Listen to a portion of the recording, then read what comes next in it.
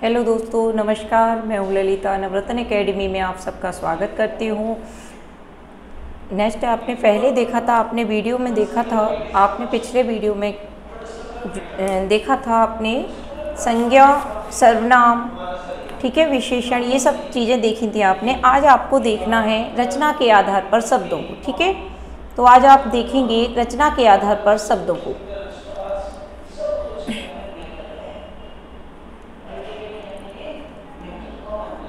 रचना के आधार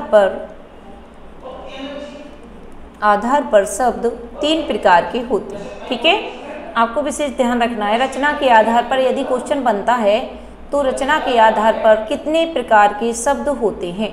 तो रचना के आधार पर आपके तीन प्रकार के शब्द होते हैं, ठीक है। अब वो शब्द कौन कौन से हैं, तो देखिए, पहला आपका है रूढ़ शब्द। क्या है आपका? रूढ़ शब्द, ठीक है। दूसरा आपका आता है रूढ़ शब्द। फिर दूसरा आता है आपका यौगिक शब्द, यौगिक शब्द। और तीसरा आता है आपका योग रूढ़ शब्द, योग रूढ़ शब्द।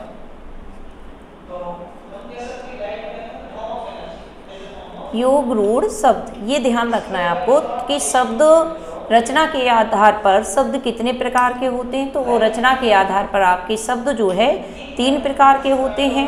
भाई कौन कौन से होते हैं, तो आपको ध्यान रखना है रूढ़ शब्द, यौगिक शब्द और योग रूढ़ शब्द, योग रूढ़ शब्द, ठीक है। तीन प्रकार बताए गए हैं और आपको तीनों में ध्यान रखना है कि योग रूढ़ शब्द और यौगिक शब्द और रूढ़ शब्द, ठीक है। अब आते हैं इनकी परिभाषाओं पे। तो परिभाषा में आप देखेंगे कि जो रूढ़ शब्द होते हैं वो रूढ़ शब्द किसी के भी मतलब किसी की सहायता नहीं लेते हैं, जो किसी अन्य पर निर्भर नहीं होते हैं और इनको तोड़ा नहीं जा सकता। यदि आप इनको रूढ़ शब्दों को तोड़ देंगे तो इनका कोई भी अर्थ नहीं होगा।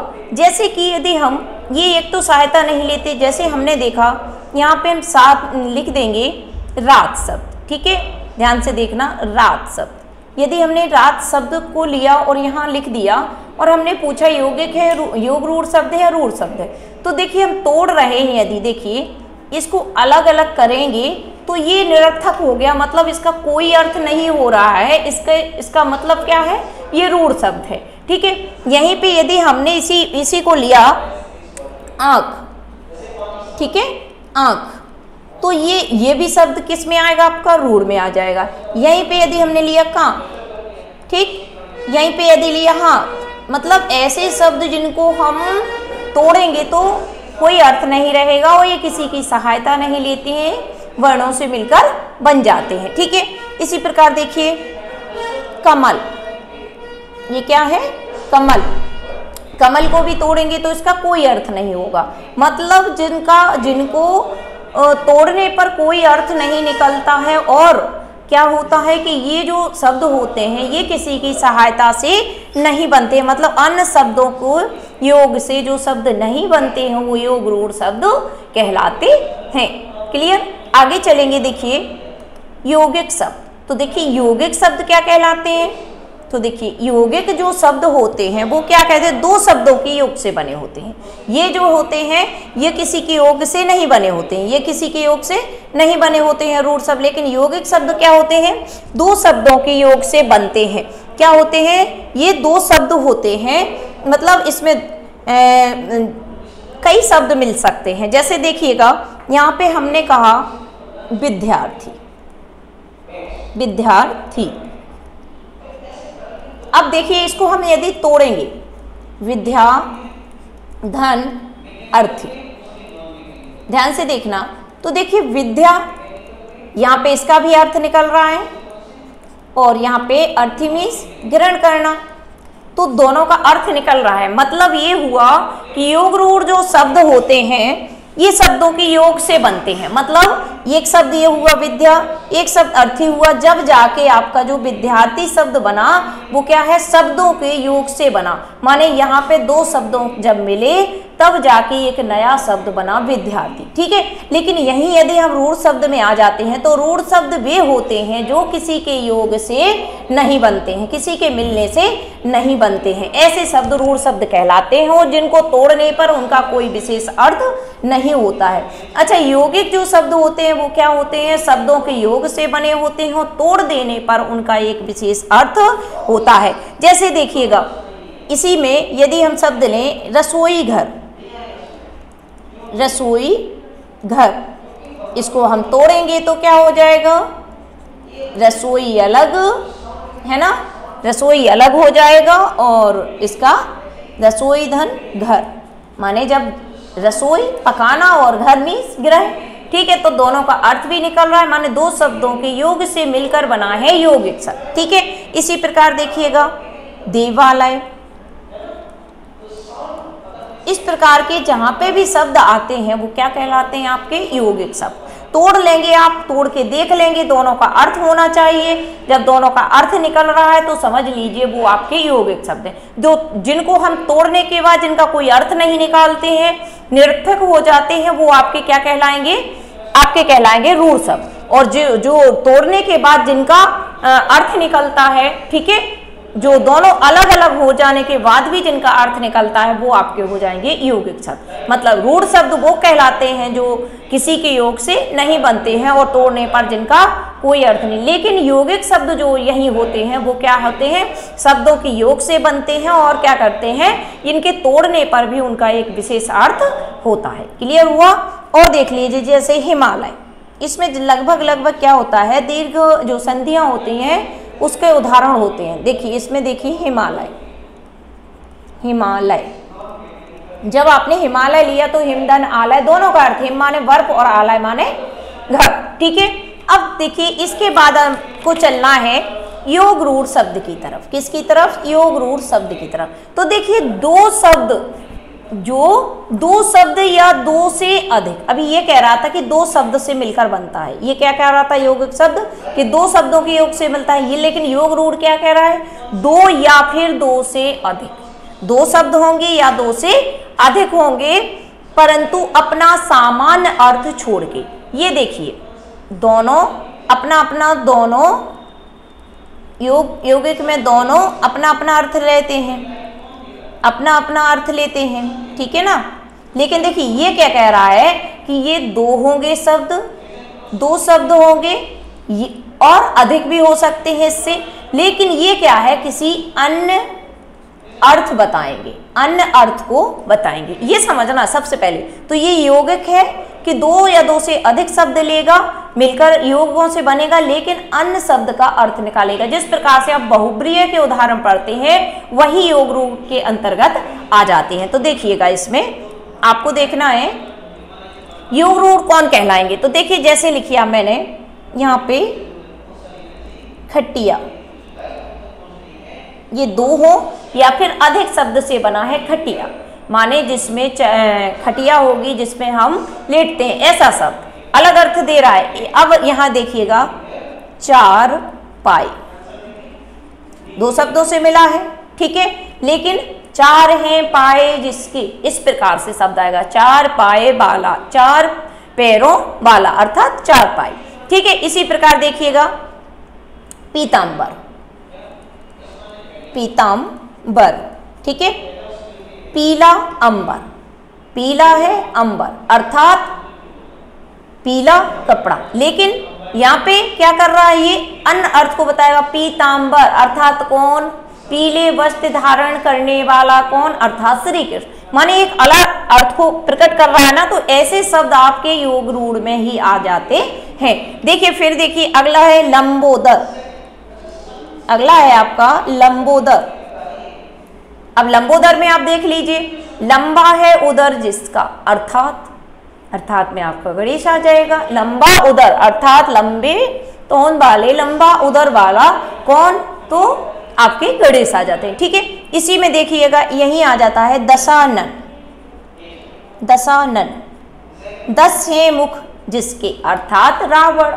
तो देखिए अर्थात अन्य अर्थ में यदि आ रहा है तो यहाँ पे जैसे कृष्ण आया, या लंबोदर लंबा है उधर जिसका, गणेश आ गया,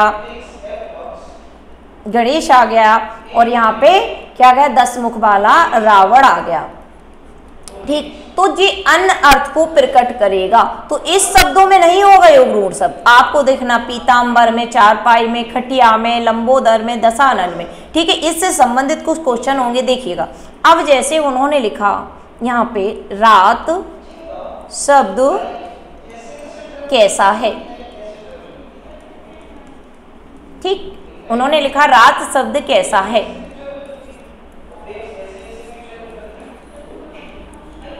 अब ध्यान देना है आपको, ठीक है। अब देखिएगा आप, उन्होंने पूछा रात शब्द कैसा है, रूढ़ है, योग रूढ़ है, योग रूढ़ है या यौगिक है।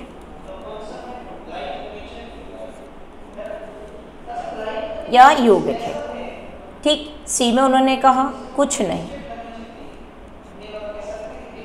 अब देखिए, आपको सबसे पहले रात को लेना है। आपने रा अलग किया, टूटा, कोई अर्थ नहीं हुआ, मतलब रूढ़ शब्द है ये, ठीक है। यदि यहीं पे यदि वाक्य में पूछा गया कि दशानन क्या है, तो आपने तुरंत इसको अलग किया, 10 धन आनन। 10 माने 10 संख्या हो गई और आनन में से मुख, तो यहाँ पे 10 मुख बाला अर्थात रावण। तो देखिए यहाँ यदि दशानन में पूछा है तो क्या आएगा, योग रूढ़ आ गया, ठीक है। यहीं पे यदि उन्होंने कहा विद्यालय, विद्यालय क्या है, तो आपने तोड़ा, विद्याधन आलय। अच्छा, इसमें अलग अर्थ आ नहीं रहा है, तो देखिए विद्यालय 2 शब्द हैं, 2 शब्द हैं, मतलब 2 शब्दों से मिलके बना है, मतलब क्या है, योग रूढ़ शब्द है। इस प्रकार से आपको क्लियर करने हैं क्वेश्चनों को, ठीक है। तो आपके रचना के आधार पर जो है शब्द कितने होते हैं, तो रचना के आधार पर आपके जो शब्द होते हैं वो 3 प्रकार के, रूढ़ शब्द होते हैं, यौगिक शब्द होते हैं और योग रूढ़ शब्द होते हैं, ठीक है। अगला देखेंगे उत्पत्ति के आधार पर।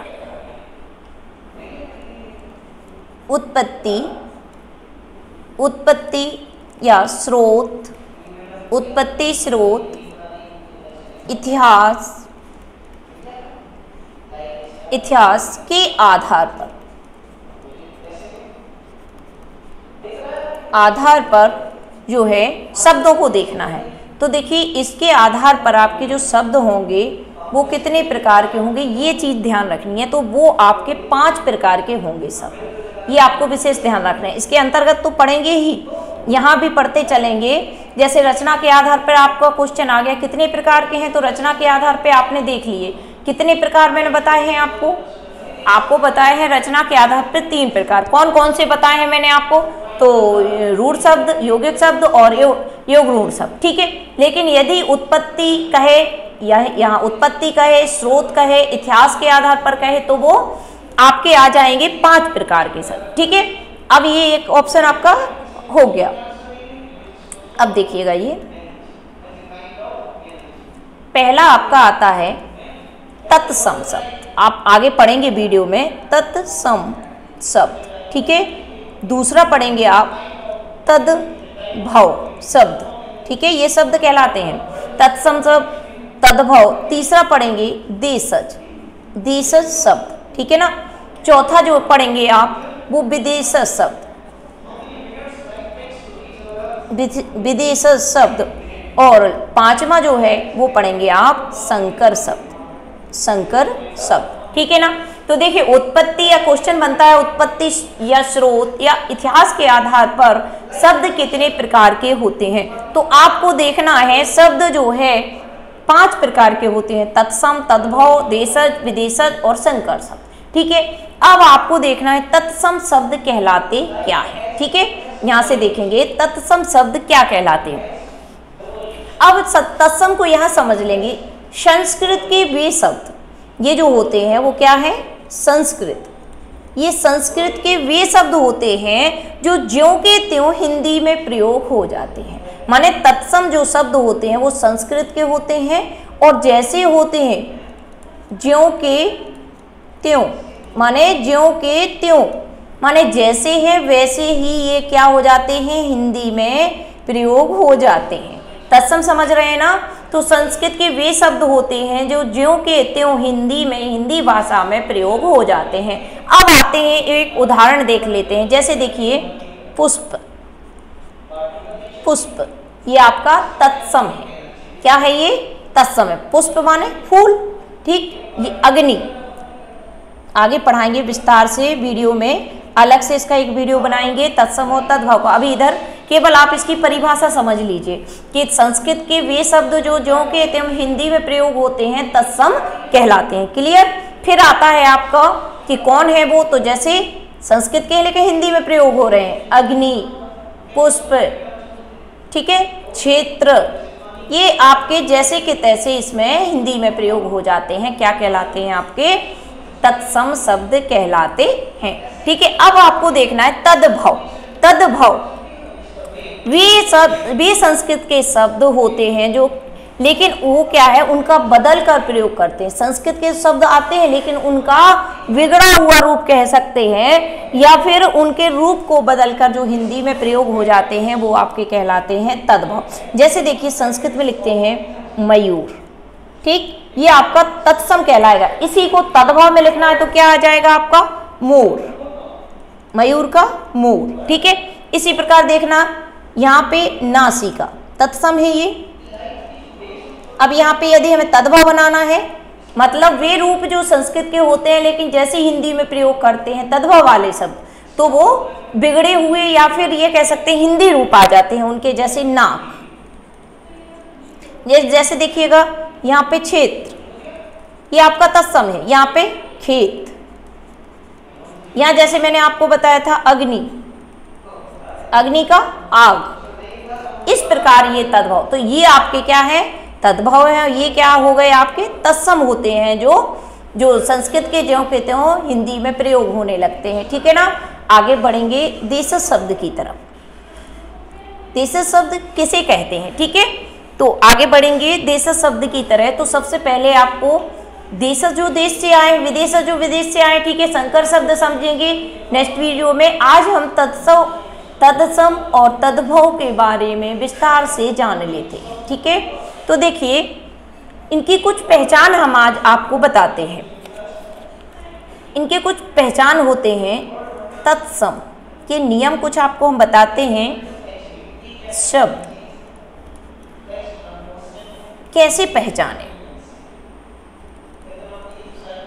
पहचानने के नियम, ठीक है ना। अब आपको यहाँ समझना है, ये एक तत्सम पहचानने का नियम मैं बताती हूँ आपको, इससे आपको बिल्कुल सरल हो जाएगा छांटना तद्भव और तत्सम। ठीक है ना। अब देखिए यहाँ पे सबसे पहले नियम लेंगे हम, यहाँ पे क्या लेंगे? पहला नियम लेंगे, वो नियम छा का प्रयोग। जो कक्षा वाला जो छा का प्रयोग है, छा का जो प्रयोग है वो लगभग माने प्रायः किस शब्दों में होता है? प्रायः संस्कृत शब्दों में होता है। ध्यान से देखना इस नियम को। संस्कृत में तत्सम में होता है, तत्सम में के शब्दों में होता है। ठीक, अब ध्यान से देखना है। माने जो छा है वो लगभग क्या प्रायः मुख्य रूप से संस्कृत में ही होता है। जैसे देखिए इसमें देखिएगा, यहाँ यदि हम तत्सम बना रहे हैं, तत्सम देखते हैं, ठीक, तो तत्सम में देखेंगे आप यहाँ पे तद्भव देखेंगे। हमने उदाहरण आपको दिया था अभी, तो आप देखिएगा यहाँ पे यदि आप लिखेंगे तत्सम में क्षेत्र, तो इसका तद्भव क्या हो जाएगा? खेत। अब ध्यान देना आप, माने छा ही आ रहा है। अब देखिएगा यहाँ क्षत्रिय, क्षत्रिय छाई आ रहा है लगभग। यहाँ देखिए नक्षत्र छा आ रहा है, ये ध्यान रखना है आपको। शिक्षक छा आ रहा है, मतलब शिक्षक जो शब्द होगा तत्सम होगा। लक्ष्य, देखिए इस प्रकार से आपको छा का नियम देखना है कि मतलब लगभग जो छा आता है, आपको ध्यान रखना है कक्षा वाला जो छा आता है वो लगभग तत्सम के शब्दों में आता है। तो आप तुरंत पहचान कर लेंगे। जैसे वहां डला है कि तद्भव खेत है कि क्षेत्र है, तो आपको ध्यान रखना क्षेत्र तो है ही नहीं। क्षेत्र क्यों नहीं है? क्योंकि वो तत्समय, क्योंकि छा का नियम आप पढ़ चुके हैं। फिर आपका यदि क्षत्रिय डला है तो आप ध्यान रखेंगे कि क्षत्रिय में छा आ रहा है, मतलब ये नहीं है नक्षत्र में छा आ रहा है, शिक्षक में छा आ रहा, लक्ष्य में छा आ रहा। अब देखिए उपेक्षा, उपेक्षा, अब उपेक्षा में आपका छा आ रहा है ना, तो आपको तत्सम ही लगाना है। एक नियम क्लियर हुआ। अगला नियम देखेंगे वा। अगला जो दूसरा नियम है, नियम नंबर दूसरा वा। जो वा है वो तत्सम से, जब हम तत्सम से वा से तत्सम से तद्भव बनाते हैं, तद्भव बनाते हैं तो वा जो है वा जे वाला वा बा में परिवर्तन हो जाता है, ये ध्यान रखना। अब देखिए यहीं पे देख लेंगे, यहाँ पे हम डालेंगे तत्सम, ठीक है ना, और यहाँ डाल देंगे हम क्या? तद्भव। यही समझ लीजिए आप, ठीक। यहाँ पे जैसे हमने बताया आपको कि दूसरे नियम के अनुसार लगभग शब्दों में प्रायः वा होता है तत्सम में और बा बन जाता है तद्भव में। अब यहाँ देखिए जैसे वाणिज्य शब्द लेंगे हम यहाँ पे, वाणिज्य या वाणिक, वाणिक। अब इसका हमें यदि तद्भव बनाना है तो क्या होगा? वनीय, बा बन गया वनीय, ये ध्यान रखना है, ठीक है।